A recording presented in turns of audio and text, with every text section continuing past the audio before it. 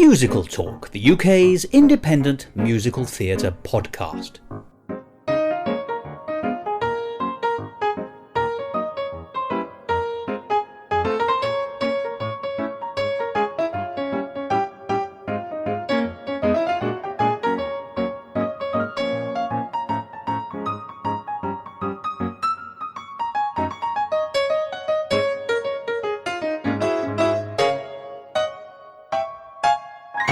Hello and welcome to another edition of Musical Talk. I'm Thos, and knowing that I like to start the show with a light-hearted comment, people sometimes kindly write to me suggesting a gag, and quite often the associated suggestion that I stuff it in my mouth. Well, you can't have failed to notice that the world is gearing up for the centenary of the Armistice, which marked the end of the First World War. A war whose importance really cannot be overstated, and nor its appalling, tragic toll on human life everywhere. But, and it's a sad thing to say, but a true one, during times of trauma and difficulty and war, creativity is often stimulated, and you get a flowering of artistic endeavours. For the purposes of musical talk, we're most interested in songs and musicals. This being the case, and also I think as a fitting way of marking the centenary of the Armistice, I thought it would be time for Musical Talk to look again at the song of the First World War, a song so important, so famous, so well known and still surviving that it has a claim to being one of the most important songs of the 20th century. It's a song by Ivor Novello and Lena Gilbert Ford, she was the lyricist, and it's called Keep the Home Fires Burning. Now, you may remember that we've touched on this particular song on several occasions in the past here on Musical Talk. And you're right. But because the song is still a living one, it's not pickled in aspic, it's not stuck in the war for which it was written, it still has a life today, there's still more things to say about it. And indeed, as this episode progresses, you'll hear about how it's being placed right in the heart of some of the commemorations marking the centenary of the Armistice, in a new arrangement for community choirs, with recordings being played in some of Britain's cathedrals, including, I believe, Salisbury. But more of that later. So what are we going to get today? Well, I thought the person to go to would be one of the world's acknowledged experts on the work and career of Ivor Novello, and that's Professor Michael Williams of the University of Southampton. He's an old friend of this programme, although you will remember him perhaps better as Dr. Michael Williams, but his continued researches have meant that recently he has become a professor. So, I sat down again with him to talk about the enduring appeal of Keep the Home Fires Burning and discover more about how the song came to be and the effect it had immediately. I think you'll be surprised at how quickly the song was accepted and how ubiquitous it became in the First World War. Also, as part of this, Michael was kind enough to show me an artefact from his personal collection, a copy of the sheet music for Keep the Home Fires Burning, published for the American audience in 1917. And so we look at that to see what clues that gives us to show the popularity of the song at that time in that country. And then at the end of that interview, there's a chance to hear again a very short episode of Musical Talk that we broadcast on the same song, Keep the Home Fires Burning, to mark the commemorations of the centenary of the outbreak of the First World War towards the end of 2014. And that episode features small extracts of interviews taken from the history of Musical Talk about Ivor Novello's Keep the Home Fires Burning and investigates the nature of the song, to see how a simple song could be adopted as an anthem, but a very different kind of anthem to what one might normally expect. So all in all, I hope a bumper episode filled with facts and interesting stories about a solitary song. And just that fact alone, the fact that we're able to talk for an hour about one single song, shows the importance of that number. Well, it's often said that I could carry on talking till the cows come home. The subtitle of the song is Till the Boys Come Home, but in fact what I need to do is go quiet to allow you to hear this episode on Keep the Home Fires Burning. Here's Professor Michael Williams of the University of Southampton. Musical Talk.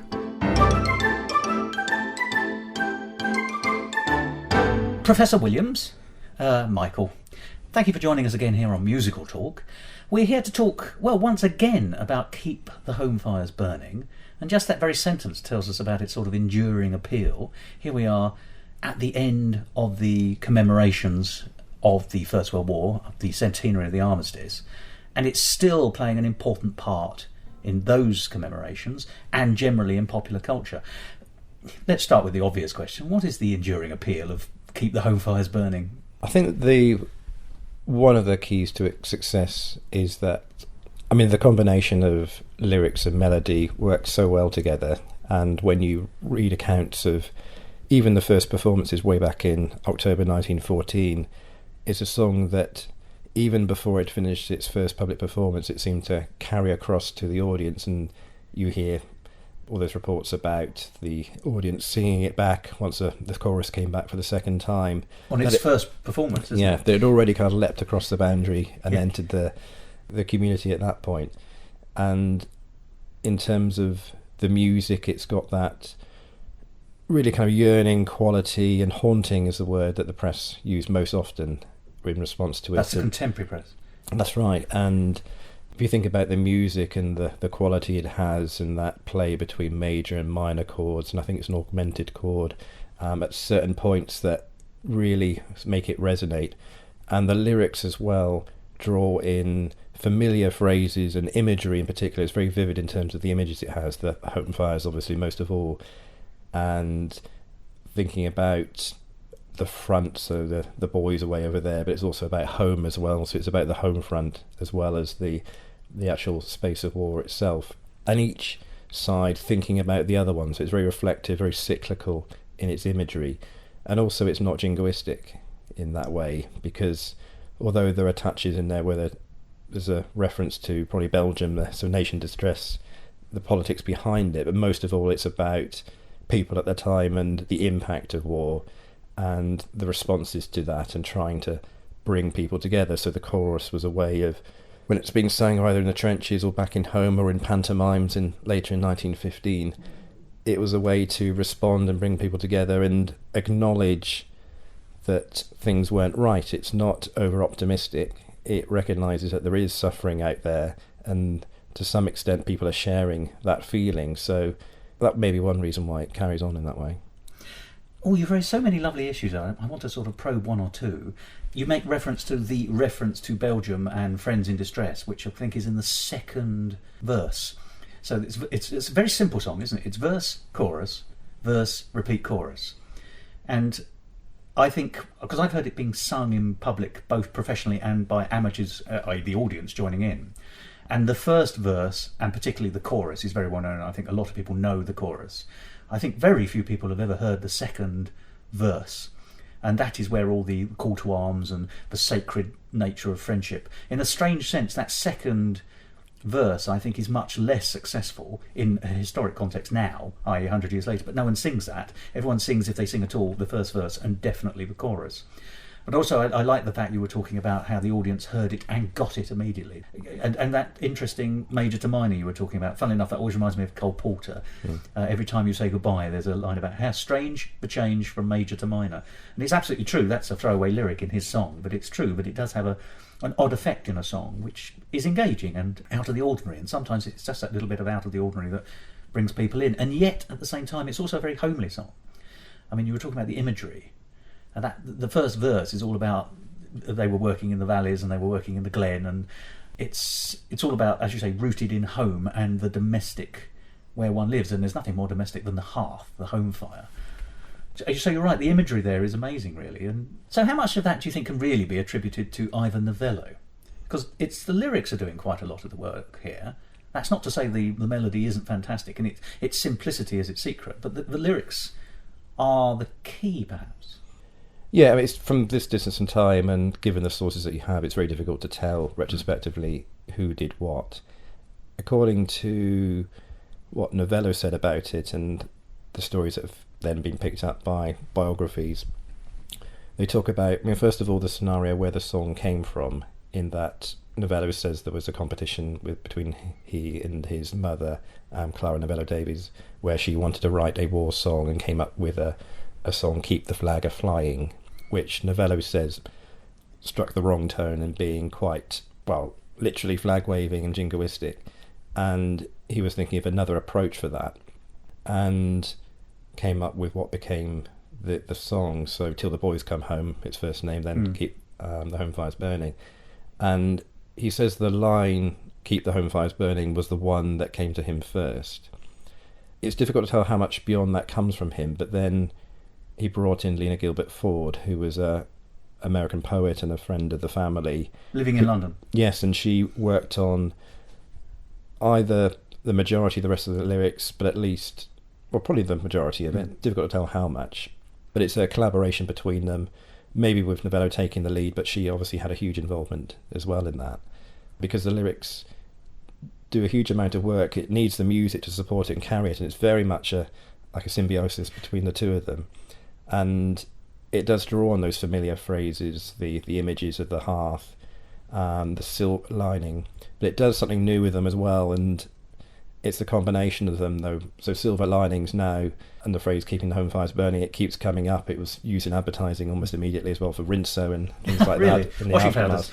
So there were phrases that are out there in little fragments before, but they're brought together in a combination. It seemed to sort of forge them in the imagination beyond that point. So a coagulation of the familiar into a easy to understand and easy to appreciate song. That's quite interesting. Just to my ear, however, it's quite interesting that you were talking about Ivor's mother and her lyric, or her title at least, which is Keep the Flag Flying. Of course, the first thing that leaps out at me is Keep the Home Fires Burning and Keep the Flags A-Flying have the same rhythm and scansion. So you can hear, perhaps, and your guess is as good as mine here, that he may have said, well, I quite like the rhythm of that. Here's a phrase that fits. Now here's the song. Let's talk musically then. Now, and this I only realised very recently. And the verse, as I say, is often sung much less. The second verse sung much less than the first verse, and quite often people just sing the chorus of Keep the Home Fires Burning.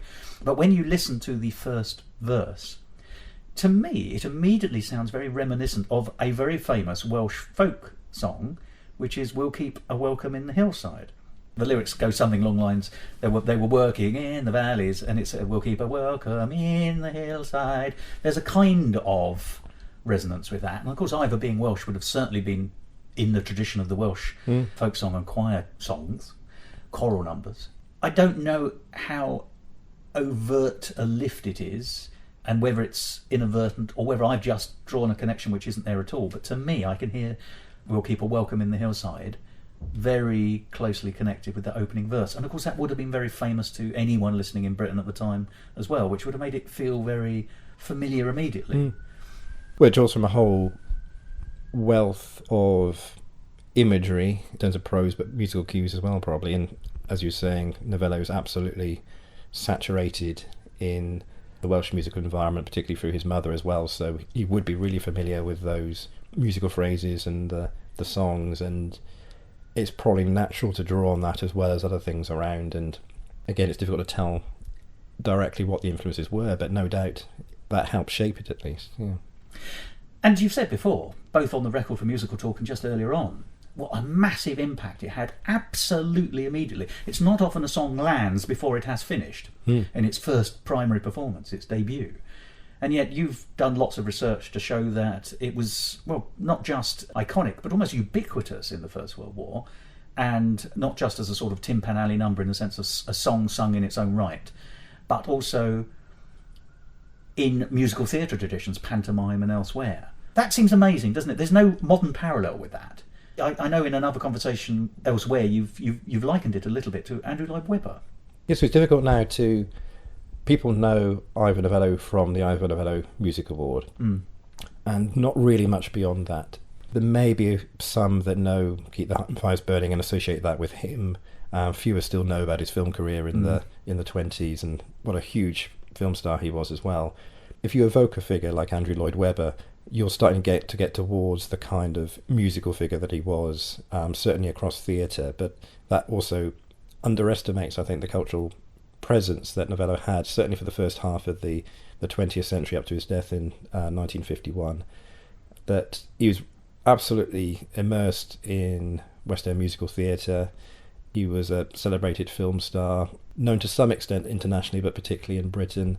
He was known for songs, Keep the Home Fires Burning in particular, so he reached into so many different cultural spheres, and more so than might be immediately apparent. So it's in popular culture, but he had sort of dabbles into things like the area of the kind of war poets in particular, and Siegfried Sassoon, and in the sort of late 1910s in that culture as well. So when you look back at Novello, I think you can't really overestimate the impact and cultural presence that he had. And there is just no modern parallel, really, then, is there? Because, as you say, Andrew Lloyd Webber is the best one in terms of theatre, but he doesn't have a film career. I mean, there's no one who does it all anymore. Absolutely. And the song itself had that ubiquity as well. I mean, as we say, that song launched Ivor Novello. Not just it launched the song itself, and it launched Ivor Novello. Yeah, absolutely. And as I said, the word that you see applied to the song to explain its effect most often is haunting, the way it lingers in the mind, but you get a sense of it always being heard in the background in the cultural environment, whether it's in London in particular or in the trenches. And you find so many newspaper accounts talking about this. So there was one in August 1915 in the New York Tribune, and the journalist says, "The first sound I heard when I came to London 6 weeks ago was the music, joyous, compelling, ubiquitous. The last sound that caught my ears as the boat train pulled out of London was not the subsiding of women who bade goodbyes, but a soldier-voiced, high-pitched, a little off-key, valiantly singing, 'There's a silver lining.'" So essentially it's there in the background, that you're picking up snatches of it, that people are carrying it with them. Literally in the background. Absolutely. And then a year later in 1916, and Novello had been touring with the songs and said to have performed it at least 300 times in 27 days at one point around the trenches. And the Musical Standard wrote in October in 1916, "The morning after arriving in France, he took an early stroll where the strains of his song became audible in the distance, increasing in volume as a contingent of soldiers passed him on their way to the trenches, lustily singing 'Keep the home fires burning.' It is naturally a touching incident, but because although they were gaily singing the words 'Till the boys come home,' it was a certainty that some of them would never return." So there's that kind of pathos behind it as well. They might be gaily singing, but it's the song itself is recognising that everything isn't okay. They're not all going to come back. So it's much more sophisticated than it comes across as well, isn't it? It's emotionally sophisticated and emotionally intelligent, but exactly as you say, it's a song for yearning about something which may not happen, and that's as true for the Tommy on the front as it is for the wife at home, and I'm using the stereotypes of the period. Absolutely, and that circulation that's in the imagery of the song itself between home and the front, and it, I think, echoes the kind of postcards that used to get sent back from the trenches. And there was a series that had the lyrics of "Keep the home fires burning," and you have those soldiers with those sort of thought bubbles above them of the home and the hearth again. So that was talking to that, and you had this also circulation between those coming back from the front, that circulation going back to, say, London and around the regions, and obviously going back home, but also going to pantomimes around the winter of 1915, and then "Keep the Home Fires Burning" was the chorus number that greeted them there. So you've got that circulation between the sing-along, the theatrical pantomime space and the front itself. And particularly around December 1915, the press has so many reports of pantomimes, and the publishers, Ascherberg, promoted it as the ideal chorus number that season. And you see the accounts, so you've got Robinson Crusoe at the Lyceum Theatre, Babes in the Wood at the Aldwych, Puss in Boots at Drury Lane. It is the chorus number there. It's the one that they know the audience are going to pick up. They all know the song. They're not going to hesitate to get involved in it. And there's that kind of rousing, bringing together of people there. And there were reports, there's one report in Nottingham Guardian, of 2,300 wounded soldiers attending a pantomime of Little Miss Muffet there. And it says, "No one could have heard this great audience of men who had returned after looking death in the face, singing the refrain without realising to the full all its pathetic significance." And so you had sort of special moments like that of wounded soldiers in particular, but more generally, again, it's absolutely in every space you could imagine, whether it's at the trench, whether it's just in the background, in the cities you're walking around, and it's in the pantomimes as well. So it really is reaching its peak around that time. There's a couple of things that strike me there. First is banal. Little Miss Muffet, as we know, famously sits on a tuffet, and all those soldiers had already had to tough it out. Thank you. But more importantly, pantomime, of course, was a much, much bigger thing in those times. You know, this is before cinema in any real sense, and certainly musical was your only real opportunity. There was no radio. So pantomime, if you like, was a kind of version of music hall, in the sense that you went along and you joined in. It's the fourth wall breaking kind of theatre, so it's a very engaging form of theatre. They were enormous. They ran for months. They would open on Boxing Day quite often and run up until March, April. solidly, 2 shows a night. That's the pull of a pantomime. So we're not talking an esoteric Christmas show for children or for the family. This is a proper thing. And as you say, veterans on their own going to panto in groups. The other thing that really draws my attention is the fact that that's Christmas 1915, which is a year after the song had been introduced, in fact over a year. So that song is by no means a new song. It's not the latest novelty. That is a song that has presumably been played continuously since it was first introduced in October, I think, 1914. So it's already got power.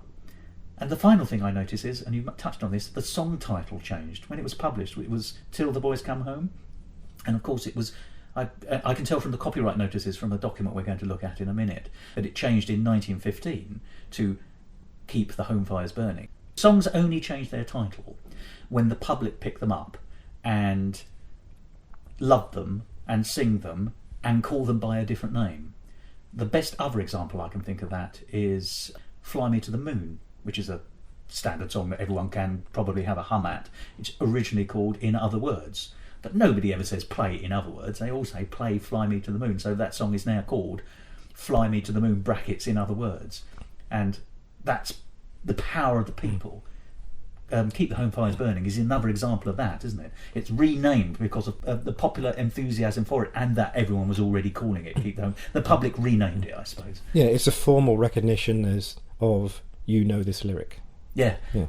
It's quite remarkable, this. I think it's amazing. And we've mentioned already that it has an anthemic quality, but it is the domestic nature of that anthem rather than the nationalistic that Mother Novello might have liked. Can you tell us anything more about the lyricist? Because she's sort of lost to history, isn't she? I mean, I know that she did not last long. She died in the war as a result of Zeppelin bombing raids. That's right. But there's a couple of issues here. Do you know why Ivor picked an American? Do you know why Ivor picked a woman? Because both things would have been quite unusual at that time when you were looking for a lyricist. Well, she was a friend of the family for Novello, and she was an American poet and who'd moved over to London, and she obviously was instrumental in this huge hit song, but her career was obviously cut short by being the victim of a Zeppelin raid on London, so one of the first of air attacks on the city, as was her young son as well. So who knows where she would have gone from beyond that point.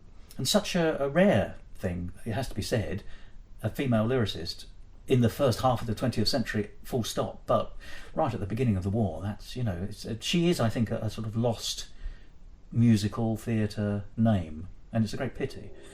And thus, whilst we know that Ivor, or at least the claim is that Ivor was involved in some of the lyric writing, she on the sheet music is credited as the person who wrote the words. It's not words by her and him, it's words by her, music by him. Absolutely, yes. And I think there's also the sense that Novello became the face of the song as well, because he toured so many times in 1915. He was only 21, I think, when he composed the song, so he's still very young, and his looks at that time were kind of very romantic, much like the classic image that he had later on in film. It's what you call a matinee idol, in fact. Yes, and the photographs you see of him around this time, he looks kind of very dashing. He had his hair slicked back, as everyone did, and often he's wearing a sort of white open-neck shirt, and has that slightly wistful youth that a figure like Rupert Brooke has as well. So he had an image that was also quite appealing for that moment as well, I think. Well, you need escapism and romance in a world of terror and horror, don't you? Yes. And he did have a connection with the war poets you've mentioned anyway. He knew one or two of them, didn't he?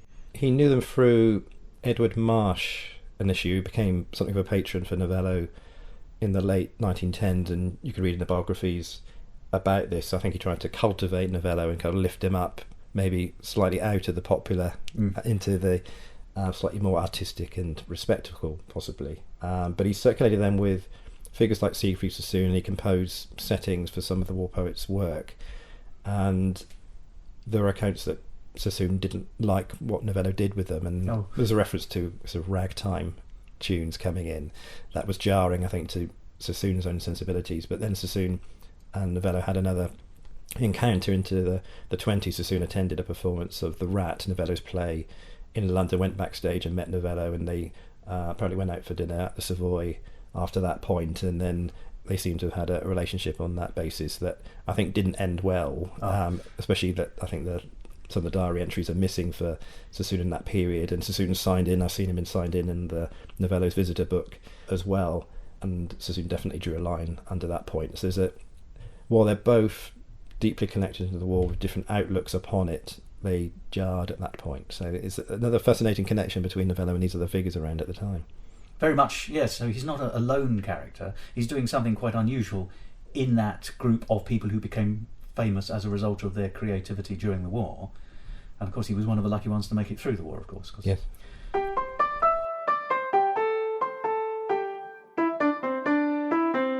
Musical talk. Well, I'm very honoured, Michael, that you've pulled out of your personal archive, your personal collection, a fairly rare copy of Keep the Home Fires music, the sheet music, published during that First World War. And we're looking at it in front of us now. A couple of things that strike me.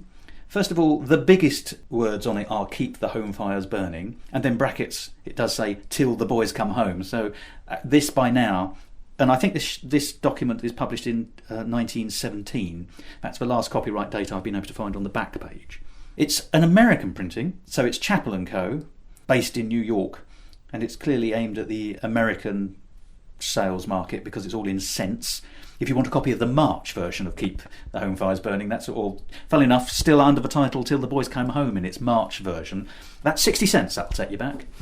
But the other biggest name, and it is a name, the biggest letters on the front page after Keep the Home Fires Burning are very definitely Ivor Novello. And his name is underlined, I notice, whereas the words by Lena Gilbert Ford are not underlined. Anything else strike you about the front page, first of all? Because obviously sheet music, certainly when you move into the 20s and 30s, there's quite often images. Sometimes a picture of the person who made the song popular, or an image from the song, because you're trying to, that's how money was made on songs in those days. You're trying to draw the public's eye. There's a sense here with Keep the Home Fires Burning that they don't need to do that. Yeah, because on that front page you've got Keep the Home Fires Burning in a bold font with some detailing to emboss it effectively, so it's standing boldly in front of you on the page there. It's made to look 3D, isn't it, almost? Yes, and then you've got in small brackets beneath Till the Boys Come Home, just as an acknowledgement that this connects to something you might have heard previously as this, but now it is Keep the Home Fires Burning. And you've got Lena Gilbert Ford right in the middle of the page in a finer, smaller font, so it's there in a pronounced way, but it's certainly not dominant in there. So yes, the next thing apart from the title is Ivor Novello in a very kind of large, bold but delicate font there with kind of the fine detailing around. It's serif, isn't it? That's right. That makes you the font of all knowledge, by the way. Well, thank you.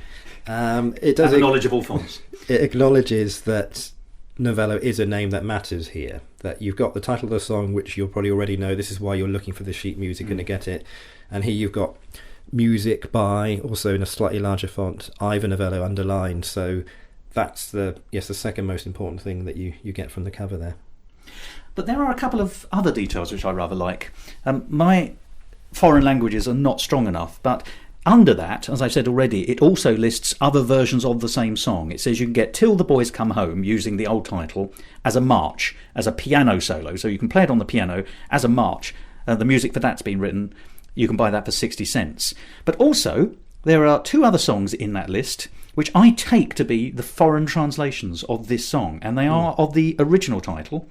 Certainly the one I take to be Dutch, which is Na ik komme hem, which I think is When I Come Home, which is the equivalent of Till the Boys Come Home, or Till They Come Home, perhaps. And La Fiamma Ardente, which I take to be Italian, but it may not be, also 60 cents each. I can't quite work out what that means. To me, that looks to me like a reference to the fires, funnily enough. That feels, my languages are not up to this, but it looks like that's a reference to the home fires. And indeed, you've just very kindly confirmed to me that it actually means the burning flame in Italian. It's a very evocative title, again. It is. It's got very different connotations, perhaps, now. Well, the problem is that if you put it into Italian, it immediately sounds passionate, doesn't it? So, but you can see how interesting that is, that it's this song in 1917 has already been translated into other languages and presumably has that same sense and feeling for other countries which are involved in the war, for goodness sake. Yes, by 1916 it had been published in at least 6 languages by that point, and the royalties obviously set Novello up financially as well, beyond that, and I think it would be the equivalent of making over $1 million today from this song. Gosh, from one song. And what we see here, of course, on the front page, just finishing off, and this is just the front page, right at the bottom, it has copyright notices in Roman numerals. It says copyright 1914 by the company Ascherberg, Hopwood and Crew. And then it says new edition copyright 1915 by the same company. And that, I assume, must be the new title. Yes, that must be. Now, interestingly to me, we've opened the front cover, and the very first thing I notice is before you even get to the song itself, titled inside as Keep the Home Fires Burning, brackets till the boys come home. This time, funnily enough, without the apostrophe before till, I noticed, which it did have on the cover, but there we are, is on the inner page of the cover is an advertisement for another song. And indeed, it's one of those few other songs which has sort of arrived and come out of the First World War and still has some popular currency. Nothing at all like Keep the Home Fires Burning, but that's Roses of Picardy. And the way they advertise here, I think is quite interesting, is that they've given you the first, 1 page worth of the sheet music to get you in. So it says, the phenomenal artistic ballad success, Roses of Picardy, song. Words by Fred E. Weatherly and music by Hayden Wood. I mean, it gives you both the words and the music. Roses are shining in Picardy in the hush of a silver dew. Roses are flowering in Picardy, but there's never a rose like you. And the roses will die with thee, and then suddenly the music stops. It gives you the rest of that verse, summertime, and our roads will be far apart, but it's all just now lyric. And then underneath it says, I think, and this is the important thing, you can obtain a copy of this song from your music dealer, notably for 40 cents. Obviously, Keep the Home Fires Burning is a moneymaker, and they're happy to charge, but knowing so full well that it will sell, it is actually selling for more money than another hit, which is more recent. That's 1916. Yeah, that's interesting. What I do like is this tiny little footnote at the bottom. It says, nothing but the merits of the song can explain its extraordinary success. As if there might be other reasons. Yes. The song's quite good, I think, is the subtitle. Yeah. But then we come on to Keep the Home Fires Burning. And this is a voice and piano version. And it's the new edition, the 1915 copyright version, which is Keep the Home Fires Burning rather than Till the Boys Come Home. And this touches on what we were talking about earlier. The very first lyrics, and this is in the verse, they were summoned from the hillside. And it's got the same, we'll keep a welcome in the hillside. It's got that immediate feel. The very first words in this remind you of another song. Also, I think melodically it reminds you. They were called in from the glen. We can quote this, by the way, because unfortunately the lyrics are out of copyright because, as you pointed out, Lena Ford died during the war over 100 years ago. And the country found them ready at the stirring call for men. Let no tears add to their hardship, and, as I turn the page, as the soldiers pass along, and although your heart is breaking, make it sing this cheery song. Now, funnily enough, those lyrics are simple and connecting. They're nothing special, are they? Not really.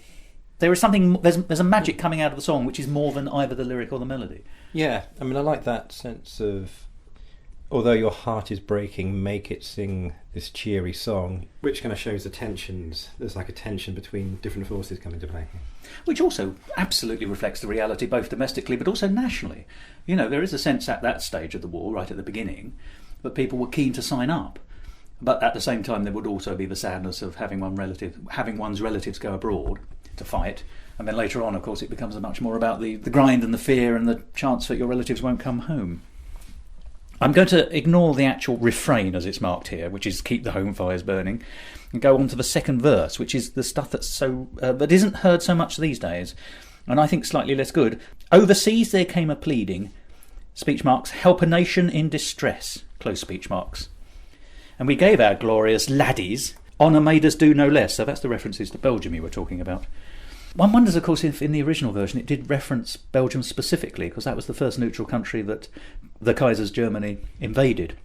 And of course, by 1917, many more countries have been invaded. So I wonder if it's a slightly more generic. Yeah, and even if it wasn't spelt out originally, it would be assumed what it meant. Yes, absolutely. And then it says, for no gallant son of freedom to a tyrant's yoke should bend, and a noble heart must answer to the sacred call of speech marks friend, close speech marks. I don't think that's as strong, and that's the part that's a bit more you have a duty to do. And yet we're then immediately back into the domestic sadness and melancholy of Keep the Home Fires Burning for the last time, the refrain.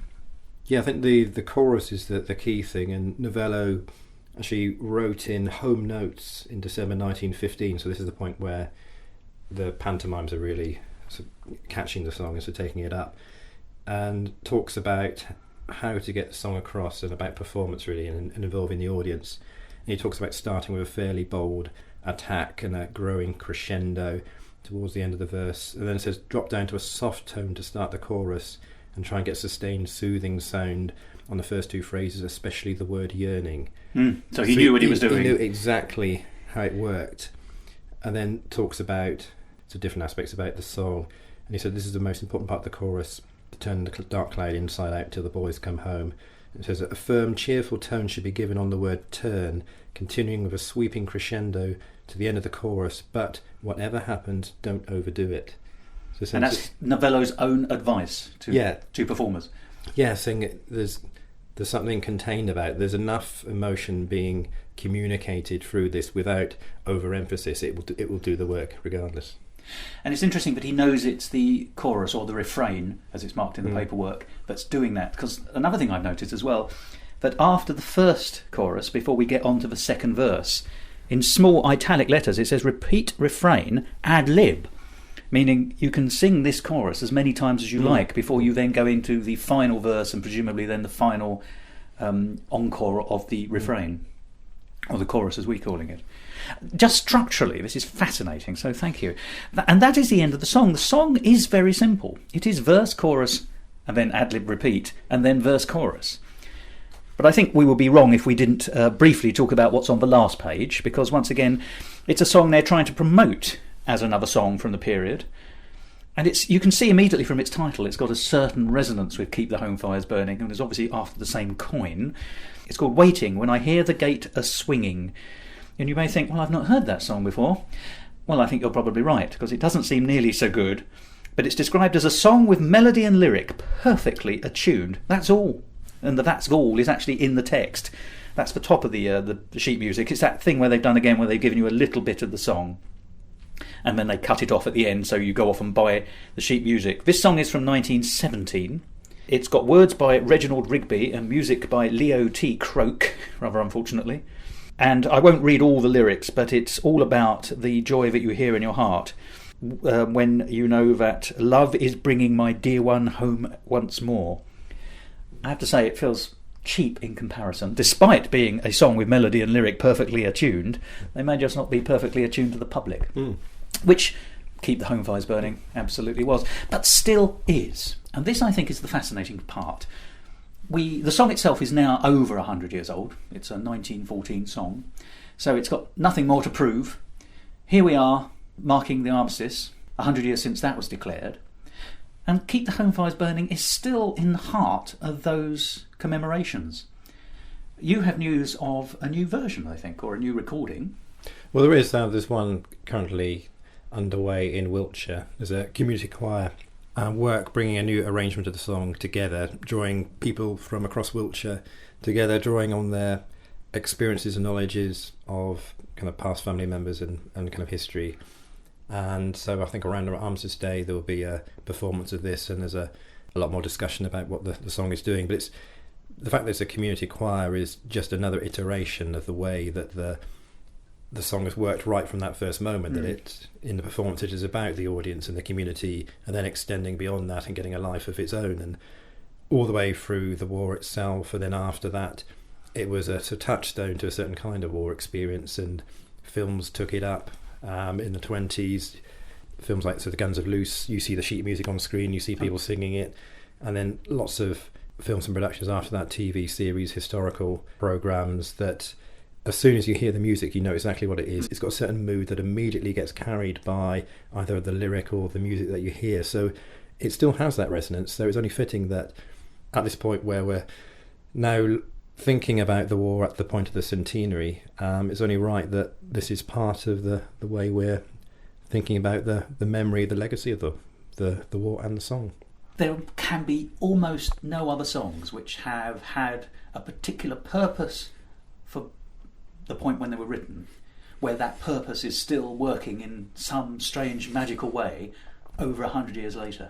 It is still working, and it's it obviously carries with it subsequent cultural memories as well. So it's while there is a core function that it's still serving in relation to the experience of war and people surrounding it, just through the history of the song being repeated across different decades, it's accumulating that cultural memory on the way as well. So it's kind of more than its original form. It's encompassed a whole range of historical experience as well.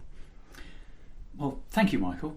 It's been wonderful to revisit Keep the Home Fires Burning with you, and the fact that there is still more material to talk about, that the fact that it still has resonance today, but the fact it is still one of the great songs of the 20th century. So thank you for joining me for this. We're now going to listen to a short previous recording about Keep the Home Fires Burning that we published on Musical Talk 4 years ago to mark the centenary of the start of the war. And there is a brief quotation from a recording I made with you some years before that, when you were merely a doctor. You are now, of course, Professor Williams.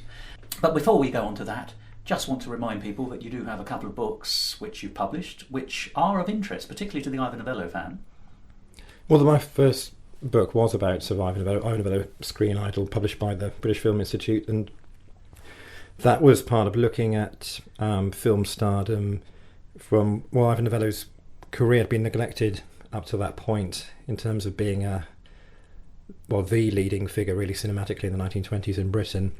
But I was also looking at things like the mythology, so he was referred to as England's Apollo at one point, which does resonate with the war experience, all that's in there. So since I've been following up that myth and looking at the nature of film stardom, particularly in the 20s and the silent era, but bringing it up to date more recently. So kind of the myth, the cultural resonance of stardom and how it taps into kind of history in the ancient past is something that I'm still fascinated by. And I'm pleased to say that we'll be talking again on another occasion to talk about how those current researches of yours are also reflected in the Hollywood of the musical film. So I look forward to talking to you again, Michael. Thank you so much. Thanks very much. Always a pleasure.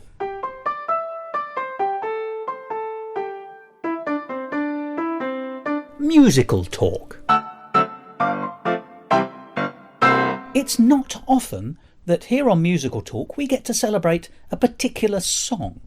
We've discussed shows, we've discussed performers and composers and creative people, but very rarely individual songs. But today we're able to celebrate a very particular and very special song because it's celebrating its centenary. Because on the 8th of October 1914 was published for the very first time a song called Till the Boys Come Home.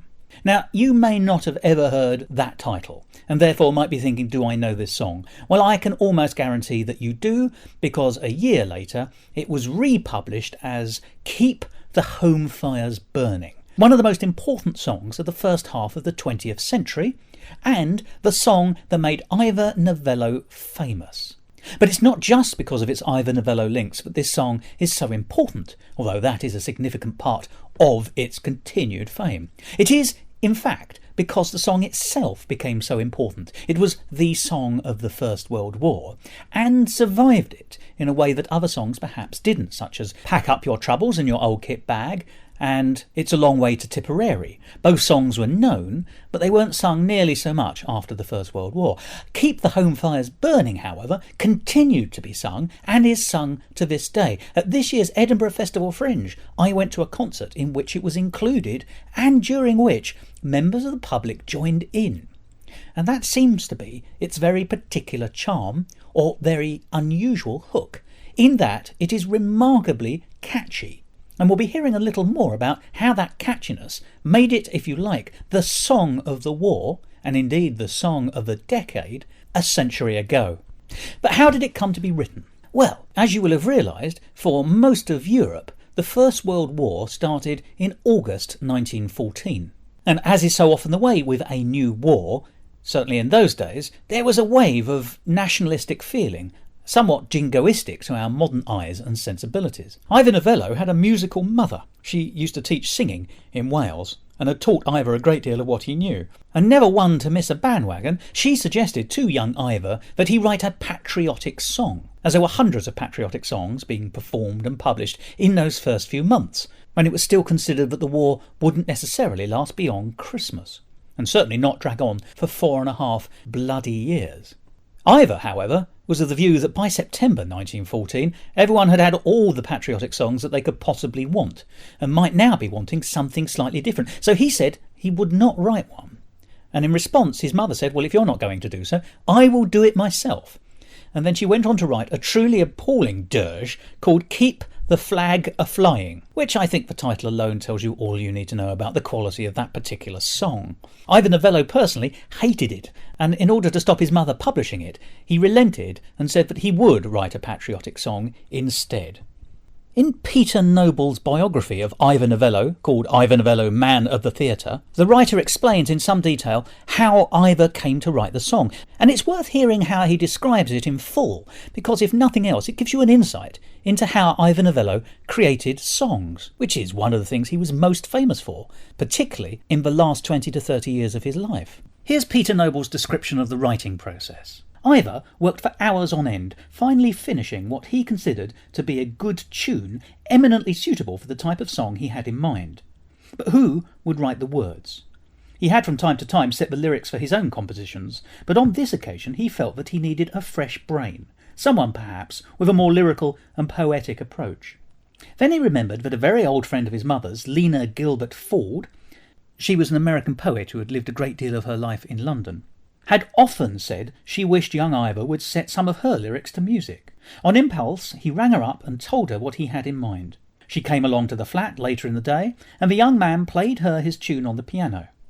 Miss Ford seemed quite pleased by it, but strangely enough, Ivor found that he did not like it himself as much as he thought he did.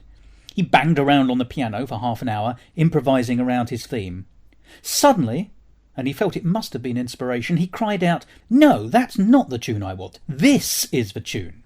Straight away, he played the entire chorus of Keep the Home Fires Burning, including most of the words of the chorus, which he sang at the top of his voice, except for the last phrase, which he hummed.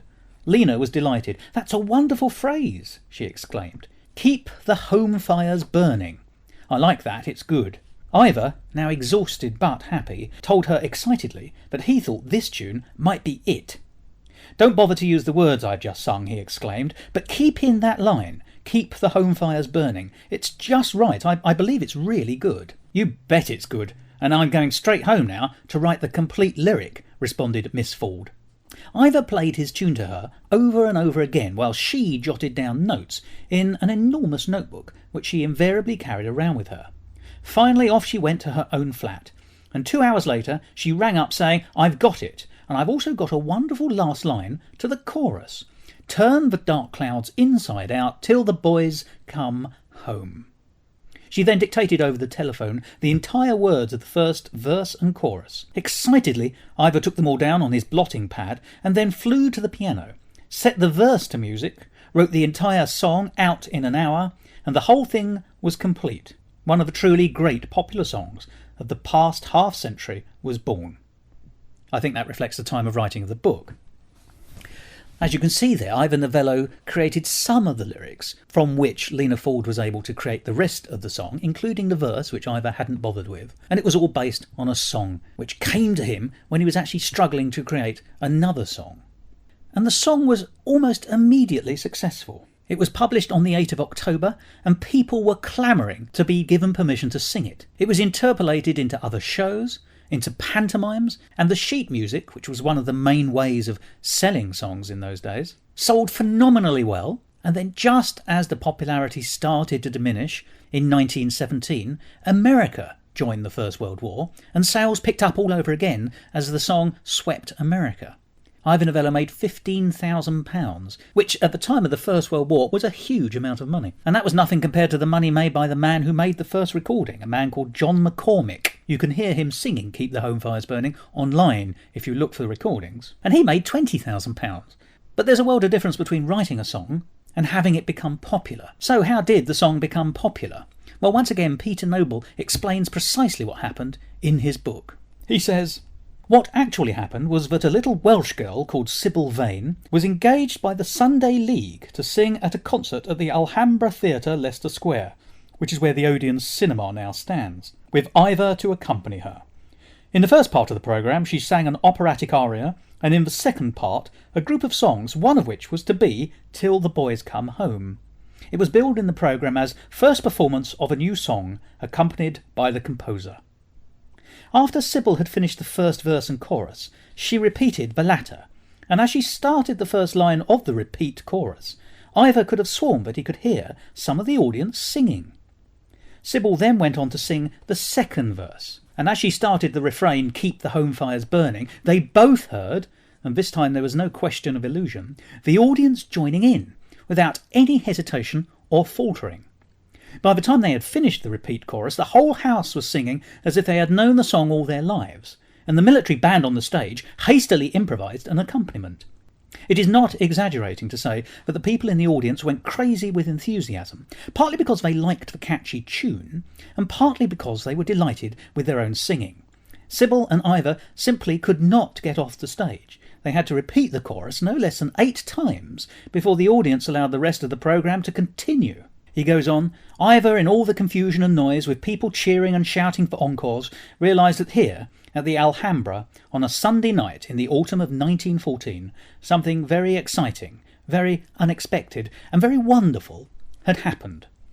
There is something about the song "Keep the Home Fires Burning" that appears to have been truly engaging from the very first time it was performed. It is rare for a song to become an overnight sensation halfway through its first performance. Just stop and think about that for a minute. It hadn't even been heard all the way through before it was picked up by an audience. In fairness, at that time of cultural history, there was no radio, there was certainly no television, and most people went to the music hall or to the theatre to hear live songs. And singing was so much a part of that, certainly a part of the music hall. And so it wasn't that unusual for people to join in with songs, but it was unusual for people to join in with songs before they'd been finished for the very first time. I think it's a remarkable story. And if it gets picked up halfway through its first performance, imagine how it must have swept the country and then the world, certainly the English-speaking world. Some time ago I spoke to Dr. Michael Williams, who's one of the world's experts on Ivor Novello, to talk about the popularity of Keep the Home Fires Burning. Let's hear a little extract from that interview. And then with the composition Keep the Home Fires Burning, that really made him a household name. And there's one Christmas during the First World War where if you look in the press for a number of months, almost every issue has some reference to Keep the Home Fires Burning on it, and many of them reproduce the kind of lyrics and music on the whole of the front pages of them. So that the kind of soldiers coming back from the front and also those at home, because the song importantly links both of those. It's about the loved ones thinking about the troops away in France, but it's also about those in France, so wistfully thinking about the home as well. The song worked because it wasn't overly optimistic, it was wistful. It was somehow reassuring about the qualities of home, about thinking of each other, but at the same time it did realise that things weren't right and they wouldn't necessarily turn out right either, which I think is quite important for Novello's persona, in that he's often perceived to be a very... romantic? Oh yes, overly romantic, someone that isn't really relevant to their period, where actually I would argue that the opposite was true, that there is a wistfulness to many of his songs that often correspond to particular historical moments when that quality of uncertainty and a need for reassurance, a need for some other quality, was where he could step in and offer that. And I think that's often lost in the way he's looked back upon. And there in 1915, if you look at what was happening with that song, almost every pantomime incorporated it, whether it's Puss in Boots. You'll find accounts of whole theatres filled with injured soldiers, for example, which happened, singing Keep the Home Fires Burning at a particular moment in the pantomime, and accounts how they're all in tears singing this song, which is a really kind of mix. At the same time it's joyful, but at the same time there's a real kind of sense of tragedy about it, this uncertainty, which is quite interesting. So he went straight in, essentially, in his music writing career. I mean, that's the song, that's very early on in his life, let alone his career, with an absolute corking hit. I mean, obviously, in the context of the First World War, that would help. Yes. And as you say, it was performed in pantomimes. It was also very quickly assimilated by the music halls of the period, who, at the time, because there was no BBC or broadcasting, for entertainment, you went to the theatre or the music halls, and so that was another way. All the songs that have been handed down to us from the First World War, in many ways, are popularised in the music halls. So a long way from Tipperary, and as you say, Keep the Home Fires Burning had its own dynamic, but was certainly incorporated into the music halls. That's Dr. Michael Williams there. and you can hear all of that interview in episode 109 of Musical Talk. And the popularity didn't stop when the war stopped. Here's Peter Noble again. The song has continued to be a popular national song and was widely revived during the Second World War, when it was sung whenever British soldiers gathered. In foreign countries there still lingers the belief that Keep the Home Fires Burning is one of our national anthems. Basil Dean, who was an actor and went on to set up Ealing Studios, the film company, tells the story of a party of entertainers in France in 1940 playing to the troops who were acclaimed when they entered a cafe by the patrons. In their honour, the French men and women stood up and sang not God Save the King, but Keep the Home Fires Burning, whilst the slightly bewildered English artists, taking their cue, stood to attention. By the way, the song that Ivor almost used for Keep the Home Fires Burning, but was the one that he rejected at the very last minute when the inspiration gave him the song that ultimately became the song that we all know today, was recycled. It was put into a musical comedy show called Our Nell, which was a musical based on the life of Nell Gwynn, the mistress of Charles II, which was put on at the Gaiety Theatre in 1924. The Gaiety Theatre was the home of British musical comedy in the 1920s, and it was sung by a very famous British actress at the time called Josie Collins. But what about Keep the Home Fires Burning? We've heard how it survived into the Second World War, but does it have any relevance today? Well, as I said, I saw it in Edinburgh this summer, August 2014, and I caught up briefly afterwards with one of the people who had sung it to talk about the effect it still has on audiences today, 100 years after it was first heard. The number of people who have said to us they remember their mother or the grandmother singing the songs at the piano to them, and we get a lot of tears as well, hopefully in a good way. Yes, nostalgic happiness. Yes. Yes, melancholy and bittersweet. Yes, especially at Keep the Home Fires Burning, we get a lot of people who are visibly moved by that. And what do you put that down to? Because I think that is a powerful number. You know, forgive me, I'm a young man, you're a young woman. We were not involved in the First or Second World War. No.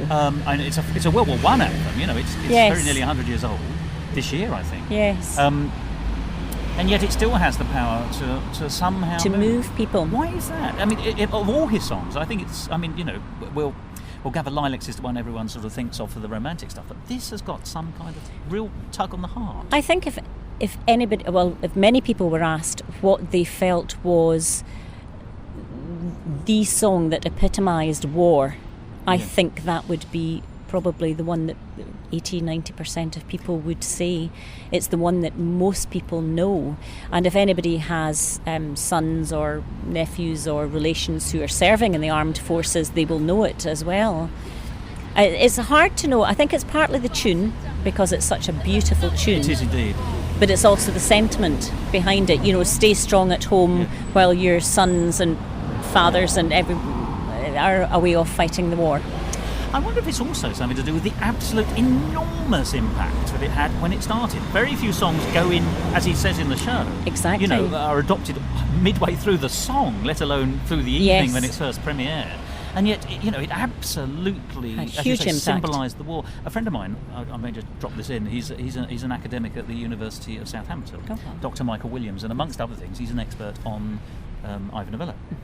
And he has done a lot of research about Ivor Novello, and he was telling me once that there are reports in the newspapers of veterans from the First World War, during the First World War and afterwards, weeping openly in public, which of course is not a British thing to do. No, not at all. And certainly not in the era of the 19-teens, you know, the wartime period.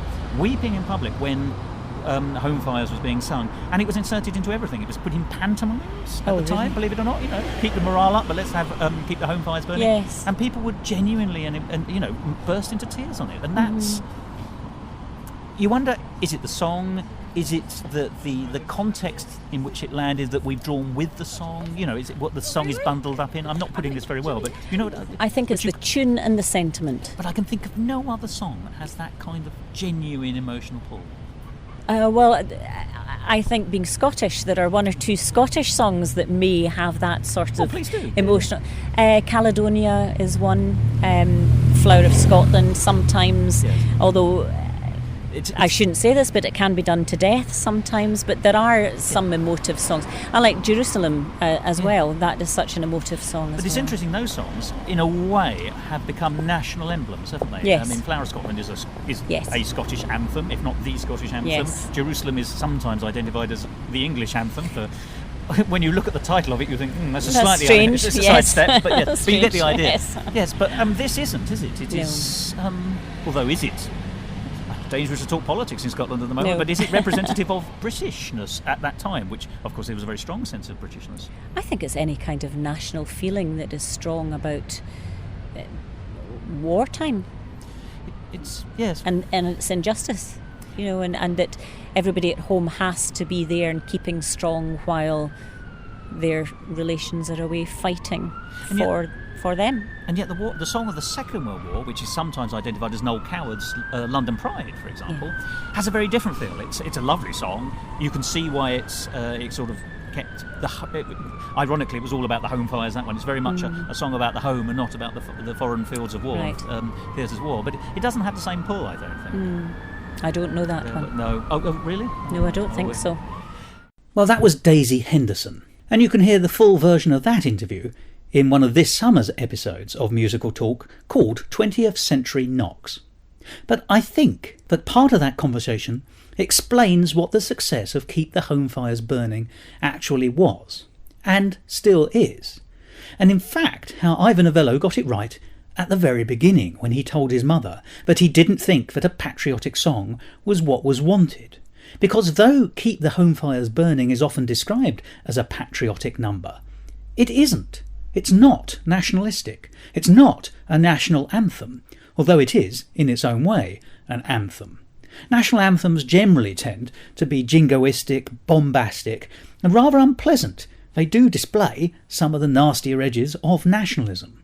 Our own British national anthem, God Save the Queen, features a line about asking God to confound the knavish tricks of our enemies. The Marseillaise spends a lot of time talking about France's enemies' blood running through various plough furrows.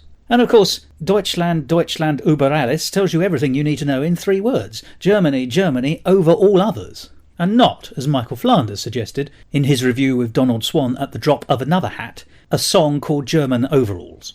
So what differentiates this anthem from national anthems? Well, as I say, they're nationalistic. They are about doing other people down and doing you, i.e. the home country, up. Keep the Home Fires Burning, though born in the crucible of war, doesn't do that. It's poignant. It's thoughtful. It touches on some genuine concern, which is waiting for the soldiers to come back, for the boys to come home. Not our boys. There's no ownership. It's the boys. It could be any country.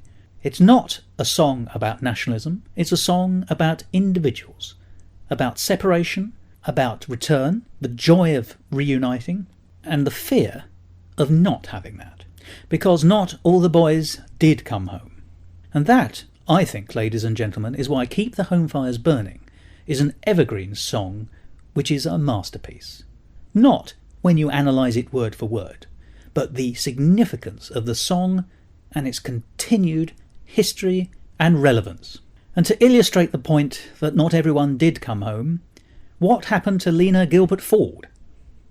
Well, unfortunately, she became, along with her son, the first American victims of a German bombing raid by Zeppelins in 1917. A bomb landed on her flat in London and she and her son were killed, which sadly is probably why you've never heard of one of the 20th century's most successful female lyricists. Well, thank you for joining me today for this mini episode about the centenary of Keep the Home Fires Burning. I do hope you find it interesting. And do remember, Ivor Novello is so much more than just the name of a song award. Goodbye.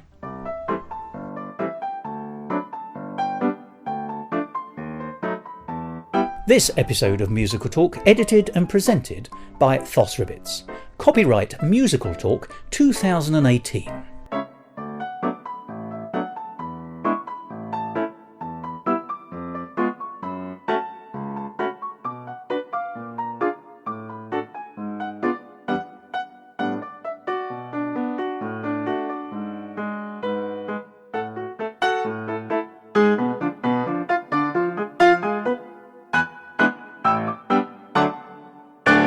To find out more about the world of musical talk and listen to past episodes, go along to our website www.musicaltalk.co.uk or subscribe to us on iTunes and follow us on Facebook, Instagram and Twitter.